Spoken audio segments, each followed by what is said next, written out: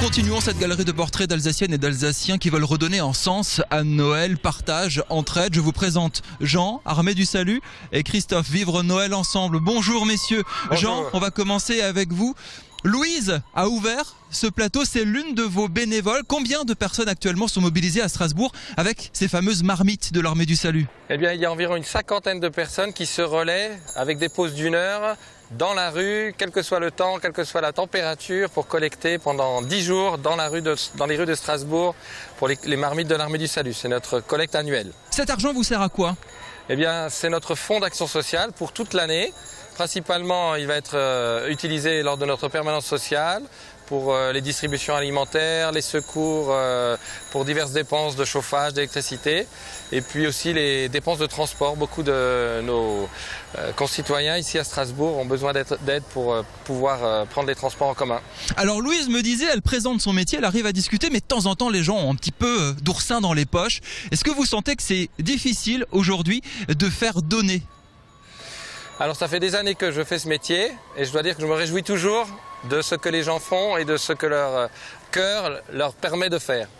Christophe, on est dans Noël, on veut redonner du sens à Noël. Est-ce que vous sentez que tous ces gens là autour de nous ont cette vision de solidarité de Noël, ou alors ils passent comme ça, vous les croisez et c'est sans plus?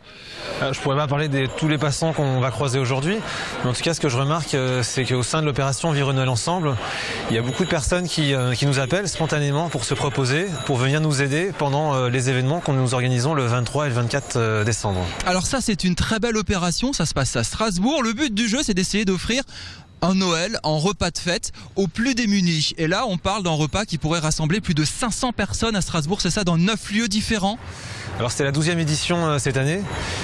Comme les années précédentes, effectivement, c'est un repas qui est organisé sur 9 lieux différents. Et il y a environ, cette année, on a 550 places.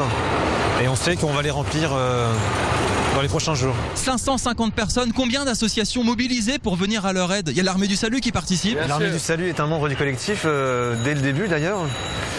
Aujourd'hui, c'est 15 membres qui font partie de ce collectif et qui se rassemblent plusieurs mois avant pour préparer cette opération. C'est une action concrète en fait pour permettre la mise en place d'un repas convivial et festif pour les personnes. Pas seulement un repas. Allez-y Jean, complétez. Je crois qu'il faut insister, ce sont des veillées de Noël qui sont organisées dans des lieux où on reçoit.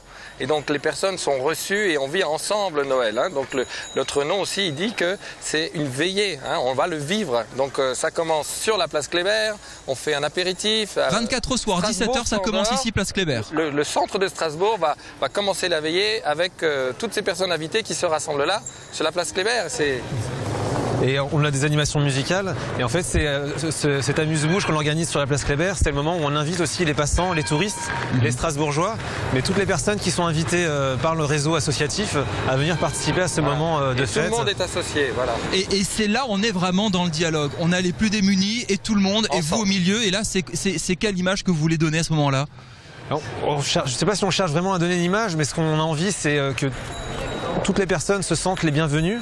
Et quand on organise nos veillées, et notamment le moment sur la place Kléber, il y a effectivement des personnes qui viennent de tout horizon, des migrants, des personnes qui sont à la rue, des personnes qui sont en difficulté, mais parfois des personnes qui n'ont pas de difficulté mais qui sont simplement isolées.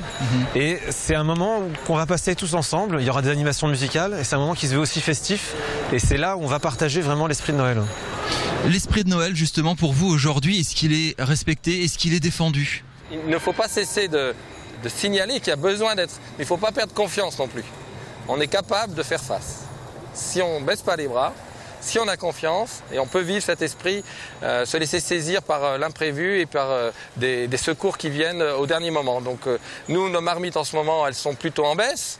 Il y a à peu près moins 20% pour l'instant, on attend que Noël se réveille. Ben voilà, il le dit quand même. Il faut les remplir, ces marmites rouges. Mais d'un autre côté, eh bien, il y a d'autres personnes qui se mobilisent. Nous avons des commerçants du quartier qui ont fait une opération presque sans qu'on leur demande rien et qui viennent nous apporter le don qu'ils ont récolté. Donc si on ne perd pas confiance, et si chacun a sa place, a cette espérance, eh bien, on peut vivre Noël sans être dans l'inquiétude, sans être dans le désespoir. Surtout pas désespérer. Allez, on résume. Plus d'entraide, plus d'argent et plus de bénévoles.